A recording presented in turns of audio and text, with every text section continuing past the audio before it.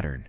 Russian command posts were concentrating resources in a small area, preparing for a push to disrupt Ukrainian supply lines. Western intelligence, including the US, monitored closely. It became clear that the Russians had gathered too many high-value targets in one location. This was a rare opportunity for precision strikes. HIMARS, the high-mobility artillery rocket system, had already proven itself in previous battles. Ukrainian forces had used it to hit ammunition depots, supply convoys, and artillery positions. Unlike traditional artillery, HIMARS could launch guided rockets over 70 kilometers with extreme accuracy. Each rocket carried a payload capable of destroying vehicles, buildings, or fortifications with minimal collateral damage. This meant Ukrainian forces could strike critical targets deep behind enemy lines without risking their own soldiers.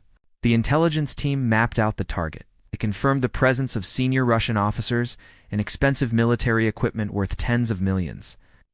Logistics vehicles, encrypted communications units, radar systems, and armored personnel carriers were all in the same compound. Losing this location would not just be a tactical blow, it would be a financial and psychological one. Every asset there represented years of investment, planning, and preparation. Ukrainian commanders coordinated with HIMARS teams. They waited for the perfect moment: low visibility, minimal risk to civilians, and maximum chance of hitting every high-value target. The strike had to be quick and decisive. Operators prepared the launcher, checked coordinates, and calculated trajectory adjustments. GPS data and satellite images were cross-referenced multiple times. There was no room for error. Meanwhile, Russian generals continued their meeting, unaware of the impending strike. Maps were spread across tables. Officers discussed artillery positions, supply chain routes, and strategic priorities. They underestimated the mobility and reach of HIMARS. Unlike traditional artillery, which could be detected and countered, HIMARS was quick to fire and fast to relocate. The system's mobility made it almost impossible to track, even with advanced Russian reconnaissance. The stakes were high.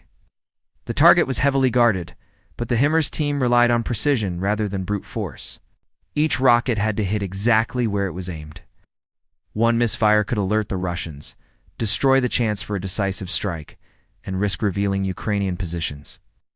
Operators reviewed the plan again: launch, impact, withdraw, and assess. Every second mattered. On the Ukrainian side, morale was high. They knew the impact of a successful strike.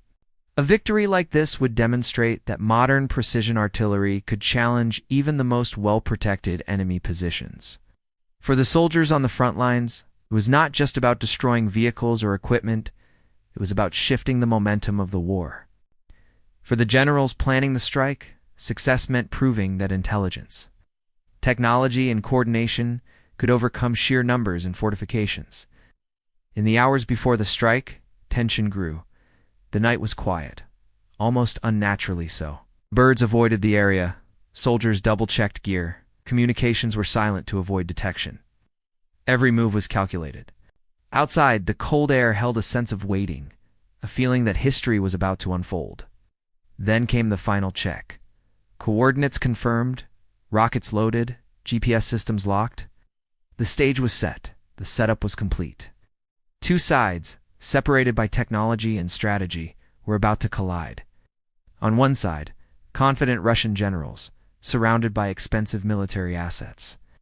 On the other, determined Ukrainian operators, guided by intelligence and armed with HIMARS rockets. In the next moments, $50 million of military equipment and years of planning would vanish in seconds. The strike that followed would not just destroy assets, it would send a message that modern warfare had changed, and precision could no longer be ignored. 2:47 a.m. The night was dark, quiet, almost peaceful. Russian generals sat inside their command posts discussing troop movements and supply routes. Maps spread across tables glowed under dim red lights. Outside, guards patrolled as usual, unaware of the danger closing in. On the Ukrainian side, HIMARS operators waited with calm precision. The launcher was in position, coordinates locked, and rockets ready. Every detail had been checked multiple times. The moment had arrived. At exactly 2:47, the first HIMARS rocket was fired. It left the launcher with a sharp, whistling sound, moving faster than the eye could follow. Operators tracked the flight path with tense focus. Satellite feeds and GPS data confirmed the rocket was on target. Inside the Russian command post, the first warning came too late. Officers noticed a streak of light outside the window. By the time they realized what it was, the first explosion hit. The blast was deafening. Metal twisted, vehicles erupted in fire, and communications equipment melted under intense heat. The shockwave shattered windows and knocked officers off their feet. The generals tried to issue orders, but chaos had taken over. Smoke filled the room. Alarms blared. Radios went silent. It was impossible to coordinate anything amid the destruction. Within seconds, the second, third, and fourth rockets followed in rapid succession. Each hit its intended target. Armored personnel carriers were reduced to rubble. Fuel trucks exploded, adding to the inferno. Radar and communications units were destroyed. Russian officers tried to escape, but the layout of the post trapped many in the blast zones. The precision of HIMARS ensured almost no rockets were wasted. Every strike counted. From the Ukrainian side, operators watched the impact in real time through screens linked to drones and satellite feeds. They monitored each explosion, confirming the destruction of key assets. Operators communicated briefly over secure lines. Target destroyed. Confirmed hits on command vehicles and comms units. There was no celebration, just professional acknowledgement. Precision mattered more than emotion. The Russian generals, stunned and disoriented, attempted to regroup. Some fled to bunkers, others tried to call for reinforcements, but the damage was done. The command post had been obliterated in less than 40 seconds. Over $50 million in military equipment, including vehicles, radar systems, encrypted communications gear, was destroyed. The psychological impact was immediate. High-ranking officers realized that being stationary, even in fortified positions, no longer guaranteed safety. For observers analyzing the strike later, the numbers were staggering. 6 HIMARS rockets fired, 5 direct hits. One minor miss, but it caused collateral damage that still disrupted Russian operations. Casualties included not only equipment losses, but also key personnel. While exact numbers were classified, satellite imagery and intercepted communications confirmed multiple officers killed or wounded. Command chains were disrupted, forcing immediate decentralization. The strike did more than destroy assets. It demonstrated a new level of warfare.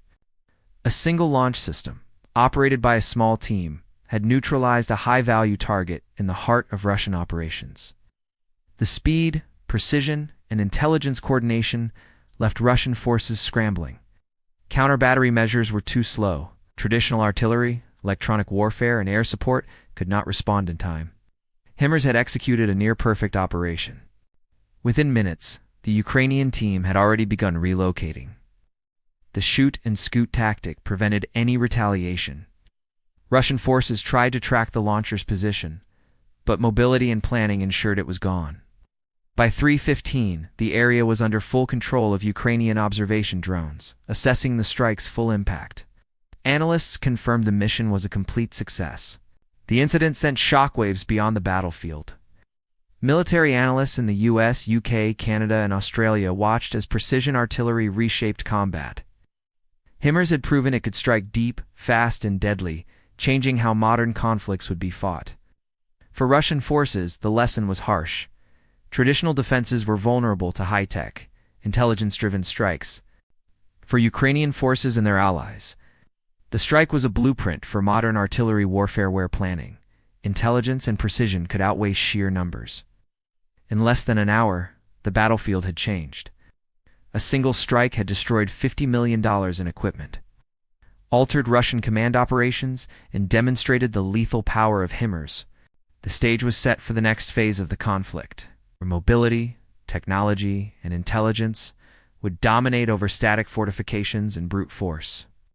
HIMARS, or High Mobility Artillery Rocket System, is a modern artillery system designed for speed, precision, and flexibility. Mounted on a 6x6 truck, it can move quickly across the battlefield, fire multiple rockets, and relocate before the enemy can respond. Unlike traditional artillery, which relies on large numbers and area bombardment, HIMARS strikes are surgical. One launcher with 6 rockets can destroy multiple high-value targets in minutes.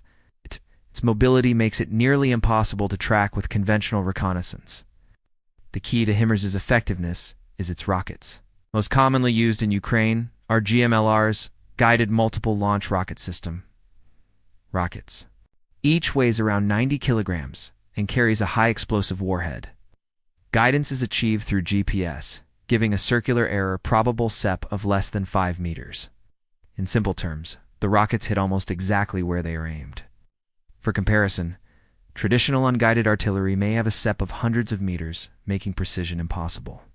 This difference explains why HIMARS can destroy a command post or supply depot without damaging surrounding civilian areas. Launch procedure is efficient. Operators receive target coordinates from intelligence teams. Using digital maps and satellite imagery, they input exact locations into the launcher. Rockets are loaded onto the pod, the GPS guidance is verified, and the system is ready to fire. From preparation to launch can take less than 5 minutes. After firing, the launcher immediately relocates, a tactic known as shoot and scoot. This reduces the risk of counter-battery fire, ensuring the operator's safety. Coordination with intelligence is critical. In this strike, US and NATO satellite feeds, drones, and signal interception identified the Russian general's location. Data was processed in real time, confirming the presence of high-value targets. This level of precision is only possible with integrated technology. The operators did not rely on guesses or visual confirmation. Every shot had multiple layers of verification, ensuring maximum effect. HIMARS is also effective against mobile targets. While slower artillery can hit static positions, HIMARS rockets can adjust mid-flight using GPS corrections. This makes them ideal for destroying vehicles, radar systems, and command units on the move. In this strike, armored personnel carriers and fuel trucks were destroyed even as they attempted to maneuver. The rocket's explosive force and precision combined to neutralize both personnel and equipment. Comparing HIMARS to Russian artillery shows why it is so deadly. Russian systems like Smerch or Tornado can fire large volumes over long distances, but they lack precision. Rockets may land hundreds of meters off target, and concentrated attacks risk collateral damage. HIMARS, on the other hand, sacrifices volume for accuracy. A few well-placed rockets can achieve what hundreds of traditional shells cannot. This changes the rules of engagement. Commanders must hide, move frequently, and avoid grouping high-value assets in one location. Mobility plays a major role. HIMARS can traverse rough terrain at speeds over 60 kilometers per hour. After firing, it can move tens of kilometers before the enemy can locate it. This ensures that counter-battery radars, drones, or aircraft cannot engage it effectively. Combined with digital targeting, the system creates a near-perfect cycle. Identify, strike, relocate. Another important aspect is psychological impact. The knowledge that a single rocket can destroy command posts, vehicles, and communications systems forces enemy commanders to rethink their operations. The strike in eastern Ukraine showed that even well-fortified positions are vulnerable. Generals must now avoid static meetings, spread resources, and increase movement tactics that reduce efficiency and increase risk. Electronic warfare can interfere with GPS signals, but HIMARS has redundancies. It can rely on pre-programmed flight paths, inertial guidance, and even networked updates to ensure rockets stay on target.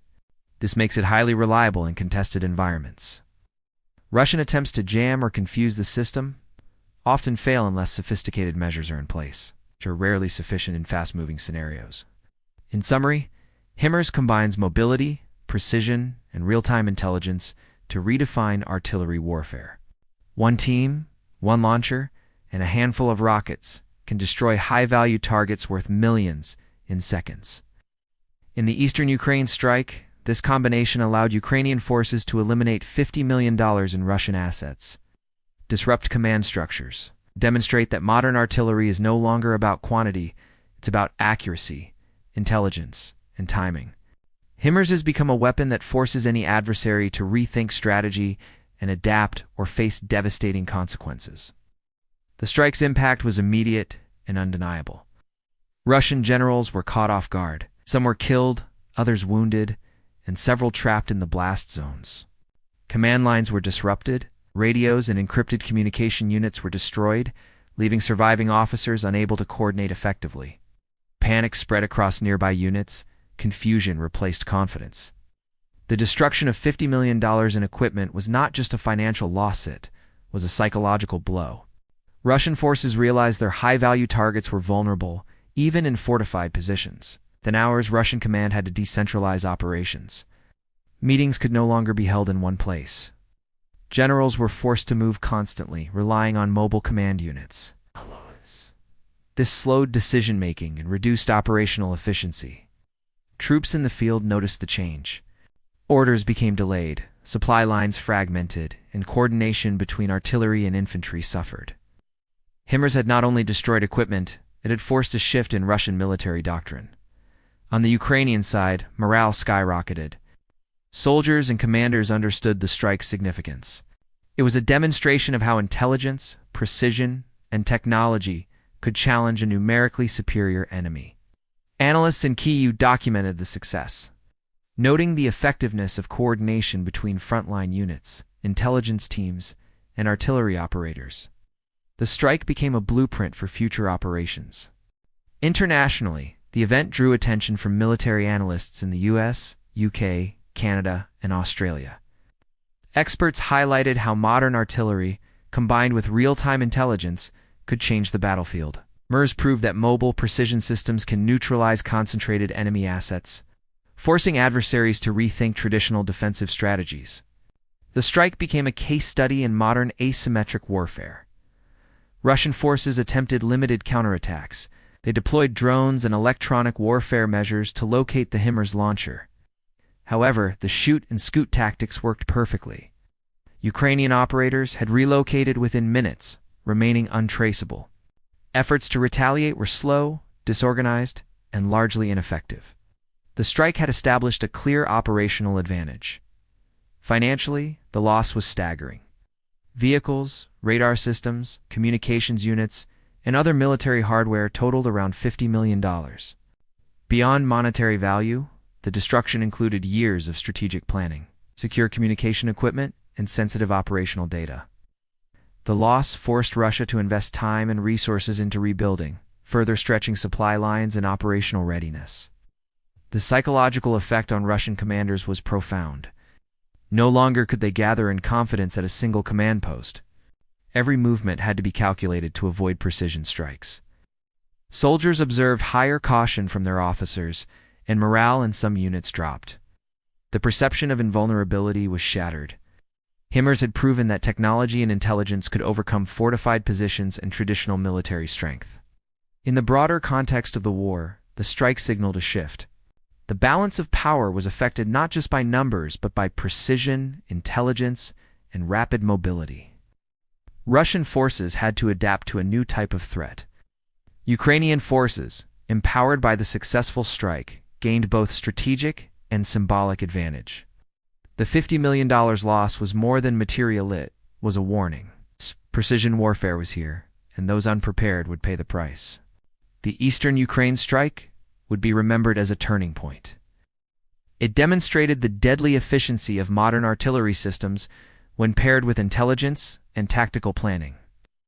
Russian generals, who once operated with confidence, now faced a new reality. One strike could endanger lives, destroy assets, and disrupt operations. HIMARS had not only fired rockets, it had reshaped the battlefield itself. The strike in eastern Ukraine marked more than just a battlefield victory. It reflected the changing nature of modern warfare. Once armies relied on numbers, heavy fortifications, and massed firepower. Today, precision, intelligence, and mobility dictate success. HIMARS exemplifies this shift. A single launcher, guided by satellites and intelligence, can destroy $50 million in equipment and disrupt high-level command operations in minutes. For Russian forces, the lesson was harsh. Static positions are no longer safe. Generals must rethink meetings, supply hubs, and command structures. Every gathering of high-value targets now carries immense risk. The psychological impact alone forces decentralization, slowing operations and reducing efficiency. In essence, the battlefield itself has become more dynamic, where movement, timing, and information are as lethal as firepower. For Ukrainian forces, the strike offered both strategic and symbolic victory. It showed that a smaller, well-equipped, and well-informed force could challenge a larger adversary. Morale soared. Soldiers understood the value of precision artillery combined with intelligence. Commanders realized that careful planning, patience, and technology could yield outsized results. HIMARS did not just fire rockets, it changed the rules of engagement. The broader implication is clear. Modern conflicts are increasingly defined by technology and intelligence. Precision weapons like HIMARS force adversaries to adapt or suffer devastating losses. Conventional artillery, massed armor, and static defenses are no longer sufficient. Mobility, situational awareness, and coordination are critical. One misstep, one concentration of assets can be exploited in seconds. Looking forward, warfare will continue to evolve. WAS is targeting autonomous artillery systems, and integrated battlefield networks may further shift the balance. Human operators will remain essential, but their advantage lies in decision-making, strategy, and coordination. The Eastern Ukraine strike demonstrates that knowledge, precision, and speed can outweigh sheer size or brute force. The $50 million loss, the deaths of high-ranking officers, and the disruption of command operations are lessons for military planners worldwide. Precision strikes can redefine conflicts, making previously safe locations vulnerable and forcing continuous adaptation. War is no longer about who fires the most hits, about who fires the smartest, moves fastest, and uses intelligence most effectively. In the end, the Eastern Ukraine HIMARS strike was not just an attack, it was a statement. Modern warfare has entered a new era, one where technology, intelligence, and precision dominate the battlefield. Generals watch, analysts study, and armies adapt.